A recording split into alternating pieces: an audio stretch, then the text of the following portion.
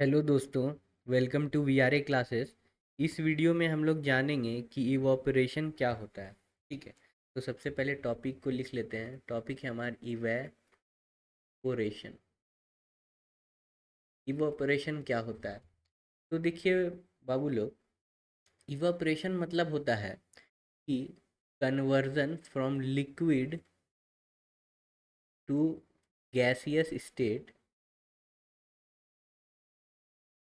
Of a matter below its boiling point. कहने का मतलब ये हुआ बंधु लोग कि अगर मान लो कि मेरे पास अगर पानी है और पानी एटमॉस्फेयर में गैस बन के उड़ जा रहा है, देख कैसे पता चलेगा? क्योंकि अगर तस्तरी में पानी रख दोगे तो कुछ समय के बाद देखोगे कि पानी घट गया है। तो पानी घटा कहाँ? एटमॉस्फेयर में गया, मतलब कि लिक्विड गैस में कन्वर्ट हो गया। और ये जो कन्वर्ट होता है ये बिलो बॉइलिंग पॉइंट होता है, मतलब वाटर के लिए 100 डिग्री सेल्सियस से नीचे हो रहा है, तो उस फेनोमेना को बोलेंगे इवापोरेशन। ठीक है, समझ में आ गया? अब एक चीज़ और जानो कि इवापोरेशन जो होता है वो होता है a surface phenomena. Surface phenomena मतलब कि ये सिर्फ सरफेस पे हो सकता है। जैसे कि बॉइलिंग में क्या होता था? बॉइलिंग में होता था कि मेरे पास अगर वेसल में पानी है तो हम इसको हीट कर रहे हैं, तो एक ऐसा स्टेज आता था, एक ऐसा स्टेज आता था जब इसमें इतना ये गर्म हो जाता था कि ये पूरा पानी चाहता था ना कि हम बाहर निकल जाएं, और एकदम ये उड़ने लगता था, और वो होता था इसके बॉइलिंग पॉइंट पे 100 डिग्री सेल्सियस। बट इवोपरेशन में क्या होता है? इवोपरेशन में मान लो कि जैसे वाटर का मॉलिक्यूल्स है, जैसे मान लो रिवर है, तो इसमें क्या है? वाटर का मॉलिक्यूल्स है। ये जो हम ये ओ बनाया, ये कुछ नहीं, ये है H2O। ठीक है, इसको जो है ना हम इससे डिनोट कर दिए हैं। तो ऐसे ही ये सब कनेक्टेड है, H2O H2O। ठीक है, ये आपस में इसके पार्टिकल्स के जो ये जो हम लाइन दिखा रहे हैं ना, ये सब लाइन जो दिखा रहे हैं, ये लाइन रिप्रेजेंट कर रहा है इनके इंटरमॉलिक्यूलर फोर्स को, कि आपस में जोड़ है जिसके कारण ये पकड़ के रखे हैं। बस ये जो बाहरी वाला जो रहता है, बाहरी वाला जो रहता है, तो इसके बाद कौन सा स्टेट है? तो इसके बाद तो गैस है, मतलब इसके बाद आज़ादी है। तो थोड़ा सा भी किसी को अगर फ्रीडम दिया जाए, देखा जाए कि अब मेरे पास तो बाउंड्री है, तो क्या होता है ना कि नियर वाला जो पार्टिकल्स रहता है यहाँ पर, जैसे मान लीजिए कि धूप है जैसे, या फिर मान लीजिए कि ड्राई एटमॉस्फेयर है, तो क्या होता है ना कि इन लोग के पास इतना एनर्जी आ जाता है ना कि ये इंटरमोलिकुलर फोर्स को ये सब ओवरकम करके स्केप कर जाते हैं एटमॉस्फेयर में एज ए वाटर वेपर। और इस फिनोमेना को कहते हैं इवोपरेशन, जो कि होता है बॉइलिंग पॉइंट के नीचे। ठीक? अब कुछ चीज़ और जान लेते हैं कि factors on which evaporation depends. देखिए ये बहुत ही इम्पॉर्टेंट पॉइंट होगा, आपको याद करना पड़ेगा क्योंकि ये एग्जाम में पूछता है। तो factors on which the evaporation depends, तो सबसे पहला होगा सरफेस एरिया।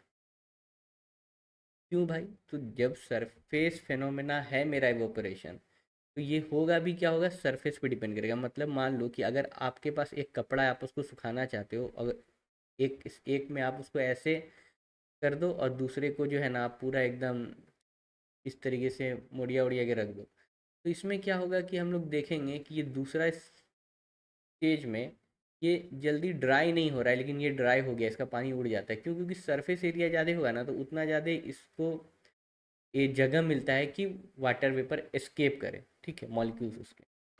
दूसरा क्या होगा? दूसरा होता है टेम्परेचर। टेम्परेचर जितना ज़्यादा टेम्परेचर होगा उतना ज़्यादा काइनेटिक एनर्जी होगा। ठीक है, जितना ज़्यादा टेम्परेचर होगा उतना ज़्यादा काइनेटिक एनर्जी होगा। मान लो कि ये रिवर का फ्रंट है और यहाँ पे सनलाइट पड़ रहा है, तो जितना हीट होगा ना उतना ज़्यादा इसको एनर्जी मिलेगा, नीचे वाले को एनर्जी मिलेगा, तो जल्दी जल्दी ये ऑपरेशन होगा। तो उतना क्या होगा? Fast evaporation with high temperature, very fast evaporation with high temperature. तीसरा चीज है ह्यूमिडिटी। ह्यूमिडिटी पहले जानना पड़ेगा कि ह्यूमिडिटी होता क्या है। तो ह्यूमिडिटी होता है amount of water vapour present in atmosphere, amount of water vapour present in atmosphere. जैसे मान लो कि ये एक हमारा मान लो कि एटमॉस्फेयर है, तो इसमें क्या होते हैं ना कि एयर के पैकेट्स होते हैं, एयर मॉलिक्यूल्स, और इसके अंदर जो है ना वाटर वे ड्रॉपलेट इसके अंदर स्टोर रहते हैं, ठीक है।